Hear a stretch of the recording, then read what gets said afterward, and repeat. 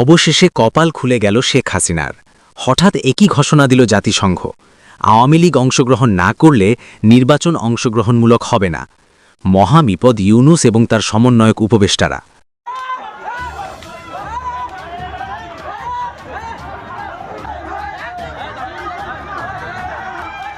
দর্শক, আজকের এই খবরটাতে আলহামদুলিল্লাহ বিশাল একটা সুসংবাদ আছে, স্পেশালি ফর শেখ হাসিনা। আওয়ামী লীগের জন্য যেমনটা আশীর্বাদ, বিএনপি বা অন্যান্য দলের জন্য আসলে কিন্তু টেনশনের বিষয়। ইতিমধ্যেই তারা তাদের যে পুরানা খেলা এবার নতুন করা শুরু করার ট্রাই করতেছে। কার বিরুদ্ধে? তাও ডক্টর মোহাম্মদ ইউনূসের বিরুদ্ধে। পরিস্থিতি কন্ট্রোলে নিয়েছে শেখ হাসিনা এবং আওয়ামী লীগ বলছে তারা বড় ঘোষণা ঘটাবে। জুলাই বিপ্লবীদের জীবনে একটা সময় নেমে আসতে পারে ভয়াবহ অন্ধকার। তারা মুক্ত বাতাসে আর ঘুরতে পারবে না। ইভেন আমি একজন জুলাই যোদ্ধা এই কথাও বাংলাদেশে বলতে পারবে না। এদের সামনে 5টি মহাবিপদ অপেক্ষা করতেছে। যে জুলাই যোদ্ধা নামের একটা পিঁপড়াও একদিন বাংলাদেশে থাকবে না, লিখে রাখতে পারে। শেখ হাসিনার জনপ্রিয়তা কতটুকু এবং বাংলাদেশ আওয়ামী লীগ যে সংগঠিত হচ্ছে সকল কিছুই কিন্তু সাইলেন্টভাবে মেসেজ দিয়ে দিয়েছে এই ডক্টর ইউনূস সরকারকে এবং পরবর্তীতে পাতা নির্বাচনের ফলে যে রাজনৈতিক দল ক্ষমতায় আসবে তাদেরকেও। 1 মাসের মধ্যে বাংলাদেশ আওয়ামী লীগ বাংলাদেশের রাজনীতিতে কি ঘটাবে আপনারা সেটা কল্পনা করতে পারবেন না। আদালতে রিট হয়েছে, সেখানে বলা হয়েছে নির্বাচন কমিশন নিষ্ক্রিয়, তাই ভোট আটকানো দরকার। এই আবেদন যদি আদালত গ্রহণ করে তবে অন্তর্বর্তীকালীন স্থগিতাদেশ দেওয়ার আইনি সুযোগ থাকবে। একবার স্থগিত হলে আর উঠবে কিনা কেউ জানে না। একবার ভোট পেছালে ফের তফসিল দিতে। সুপ্রিয় দর্শক, আসসালামু আলাইকুম ওয়া রাহমাতুল্লাহ। আশা করি সবাই ভালো এবং সুস্থ আছেন। স্বাগতম জানাচ্ছি আমাদের আরেকটি নতুন ভিডিওতে।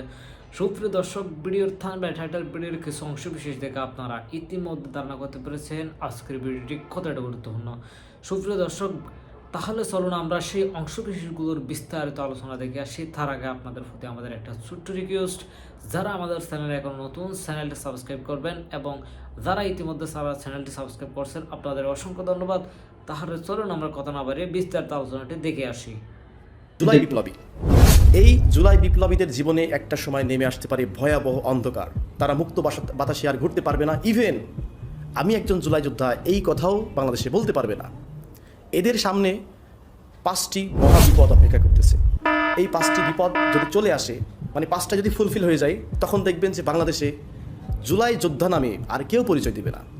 কারণ এরা কিন্তু টার্গেটেড। একটা জিনিস আপনাকে মাথায় রাখতে হবে। আমি এই ভিডিওতে জাস্ট 5টা আলামতের কথা বলবো। এই 5টা আলামত যদি ফুলফিল হয়ে যায়, এরপরে দেখবেন যে জুলাই যোদ্ধা নামে বাংলাদেশে আর কেউ থাকবে না। আলামত নাম্বার 1, জুলাই যোদ্ধাদেরকে ফিনিশড করতে হলে প্রথমে তাদের স্ট্রং ভয়েসকে শেষ করতে হবে। এটি কিন্তু 1 নম্বর আলামত। এবং আমরা দেখেছি যেই আলামতটি সংগঠিত প্রায় হয়ে গেছে, কিছুটা বাকি আছে। সেটা কি? জুলাই যোদ্ধাদের পক্ষের সবচাইতে স্ট্রং ভয়েস যিনি ছিলেন তিনি হলেন শহীদ ওসমান বিন হাদি। কোথাও যদি কোনো জুলাই যোদ্ধা আক্রান্ত হতো, কোনো বিপ্লবী যদি আক্রান্ত হতো, সর্বপ্রথম তার পক্ষে ভয়েস রেইজ করতেন আপনার শহীদ ওসমান বিন হাদি। এই জন্য জুলাই বিপ্লবীদের পক্ষে স্ট্রং ভয়েসকে থামিয়ে দেওয়ার জন্য হাদি ছিল প্রধান টার্গেট। তাকে কিন্তু শেষ করে ফেলা হয়েছে। এইটা 1 নাম্বার কিন্তু সিগন্যাল জুলাই বিপ্লবীদের। যদি হাদির বিচার বাংলাদেশে সম্পূর্ণ না হয় তাহলে জানবেন যে জুলাই যোদ্ধা নামের একটা পিঁপড়াও একদিন বাংলাদেশে থাকবে না, লিখে রাখতে পারেন।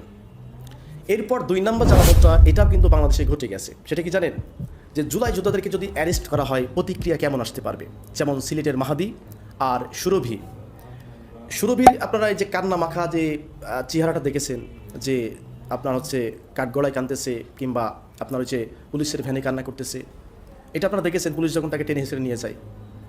এই পরিস্থিতি সমস্ত জুলাই যোদ্ধাদেরকে বরণ করতে হবে একটা সময়। এটা জাস্ট একটা ট্রায়াল ভার্সন, যে দেখা যাক এদেরকে ধরে অ্যারেস্ট করি, এরপর প্রতিক্রিয়া কি আসে।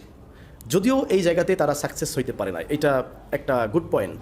তো এইটাতে যদি সাকসেস হইতো তাহলে জুলাই যোদ্ধাদেরকে শেষ করা যে 2 নম্বর আলামত, এইটাও কমপ্লিট হয়ে যেত। এরপর 3 নম্বর যে আলামতটা, এইটা যদি বাংলাদেশে ঘটে তাহলে জানবেন জুলাই যোদ্ধাদেরকে ফিনিশ করার একটি কৌশল। সেটা কি জানেন? যে জুলাই যোদ্ধারা পরবর্তী সময়ে যেখানে যেখানে বিপ্লব ঘটানোর চেষ্টা করেছে পরবর্তী সময়ে, এবং এইগুলিকে মব হিসাবে আখ্যায়িত যারা করতেছে, জানবেন এরা হচ্ছে এই জুলাই যোদ্ধাদের প্রকৃত শত্রু। কারণ কি? কারণ আপনার সমস্ত কার্যকলাপকে যদি মব হিসাবে তারা আখ্যায়িত করে, তো আপনারা যারা একটা সময় বিভিন্ন সরকারি বেসরকারি অফিসে আগুন দিয়েছিলেন, ভাঙচুর করেছিলেন, অবরোধ করেছিলেন, এইগুলোও কিন্তু মব হিসাবে ধরা হবে। এরপর 4 নম্বর যে আলামত, সেটা হচ্ছে কি? দেখবেন যে জুলাই যোদ্ধা যারা আছে এদেরকে শেল্টারলেস করে দেওয়ার চেষ্টা করা হবে। এবং ইতিমধ্যে আপনারা দেখেছেন যে জুলাই যোদ্ধাদের একটি অংশ আমরা যাদেরকে এনসিপি বলতে পারি, তারা কিন্তু বর্তমানে জামাতের সাথে জোট করেছে, আমরা এটাকে শেল্টার হিসাবে ধরতে পারি। তো এইটা করার ফলে অনেকে কিন্তু এনসিপিদেরকে সমালোচনা করতেছে যে এরা জামাতের সঙ্গে গেছে, এটা ভালো কাজ করে নাই, এরা কেন ওই স্বাধীনতার বিপক্ষে শক্তির কাছে যাবে। এইটা মানে কি জানেন, যে আপনারা জামাতের সাথে যোগ দিয়েন না, কারণ জামাতের